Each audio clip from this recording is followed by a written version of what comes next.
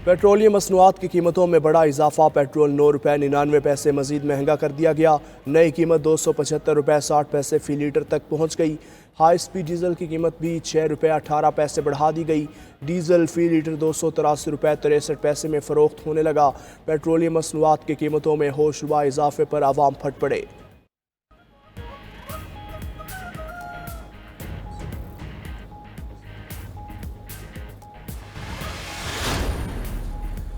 Cement dealers और FBR के दरमियान डेडलॉक बरकरार। सीमेंट डीलर्स की हड़ताल तीसरे रोज में दाखिल।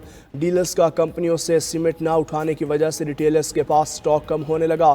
सीमेंट डीलर्स ने विद होल्डिंग टैक्स की वजह से कंपनी से सीमेंट उठाने से इनकार किया था। Cement dealers with holding tax और पॉइंट ऑफ सेल्स की शर्त वापस लेने के मुतालबे पर मज़ीद मुतालबात मंजूर न होने तक हड़ताल जारी रखने का ऐलान।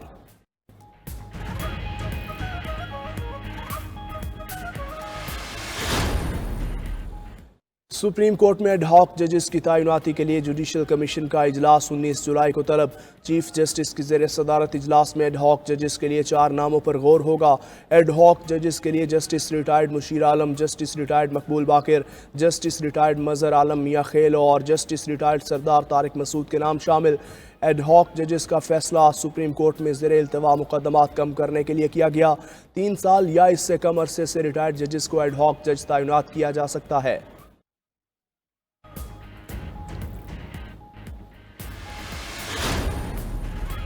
वफाकी हुकूमत का पीटीआई पर पाबंदी लगाने का फैसला। बानी पीटीआई साबिक सदर आरिफ अलवी और साबिक डिप्टी स्पीकर कासिम सूरी के खिलाफ आर्टिकल 6 का रेफरेंस लाया जाएगा।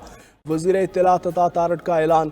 न्यूज़ कॉन्फ्रेंस में कहा, पाकिस्तान और पीटीआई एक साथ नहीं चल सकते। तहरीक इंसाफ ने गैर आइनी तौर पर असम्बलियों को तोड़ा।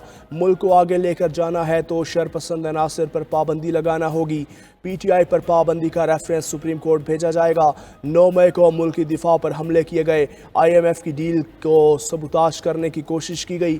साइफर का खेल रचाया गया। मुल्क के साथ खिलवाड़ बहुत हो चुका, अब नो मोर।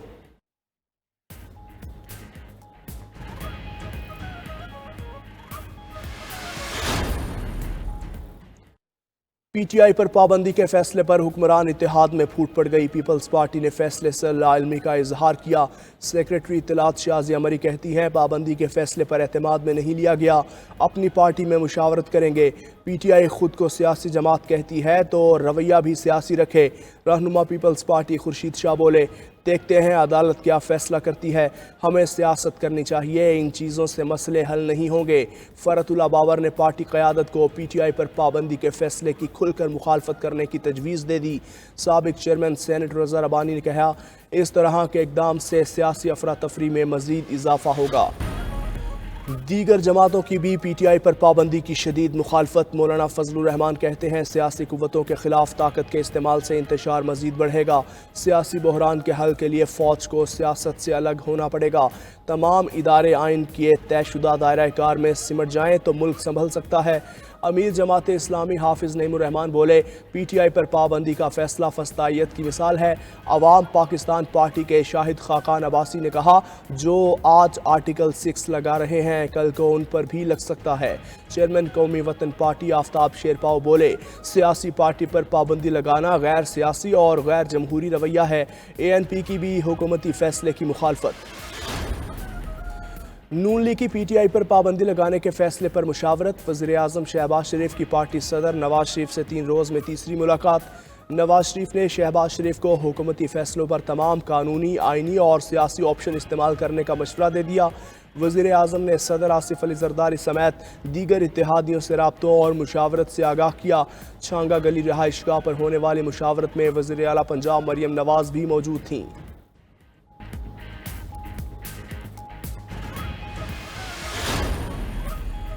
मुस्लिम लीग नून ने मखसूस नशिस्तों के फैसले के खिलाफ सुप्रीम कोर्ट में नजरसानी दरख्वास्त दायर कर दी। दरख्वास्त में मौक़िफ़ अपनाया। तहरीक इंसाफ ने मखसूस नशिस्तों के हुसूल की इस्तदा नहीं की थी। सुन्नी इत्तेहाद कौंसिल और पीटीआई अलग अलग सियासी जमातें हैं। आज़ाद उम्मीदवार पहले ही सुन्नी इत्तेहाद कौंसिल में शमूलियत इख्तियार कर चुके।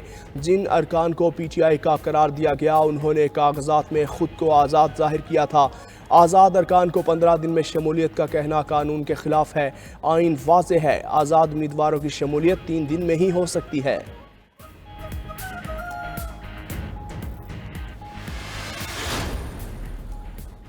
बानी पीटीआई का 9 मई के इल्जामात से एक बार फिर इजहार लाताल्लुकी। इंसदाद दहशतगर्दी अदालत लाहौर में बानी पीटीआई की 12 मुकदमात में जिस्मानी रिमांड पर समात। बानी पीटीआई की वीडियो लिंक पर हाजिरी। अदालत से कहा, मैंने 28 साल में किसी को पुरतशद्दुद एहतजाज का नहीं कहा। तमाम इल्जामात गलत हैं, मैंने किसी को नहीं उकसाया। तमाम CCTV फुटेजेस गायब कर दी गई हैं। कैपिटल हिल में भी वीडियो शवाहिद की बुनियाद पर सजाएं हुई। मैंने 9 मई के वाक़े पर जुडिशल इंक्वायरी के लिए दरख्वास्त दी। अभी तक ये दरख्वास्त ज़ेर इल्तिवा है। अदालत ने बानी पीटीआई का 10 रोज़ा रिमांड मंजूर कर लिया।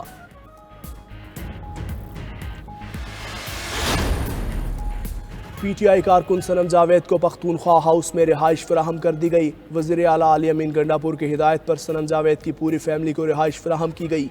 इस्लामाबाद हाई कोर्ट ने गुज़श्ता रोज़ सनम जावेद को जुमेरात तक गिरफ्तार करने से रोक दिया था। जस्टिस मियां गुल हसन औरंगज़ेब ने कहा, सनम जावेद घर जाए और खामोश रहे। सनम जावेद इस दौरान एक लफ्ज़ भी ना बोले, वरना अदालत अपना ऑर्डर वापस ले लेगी।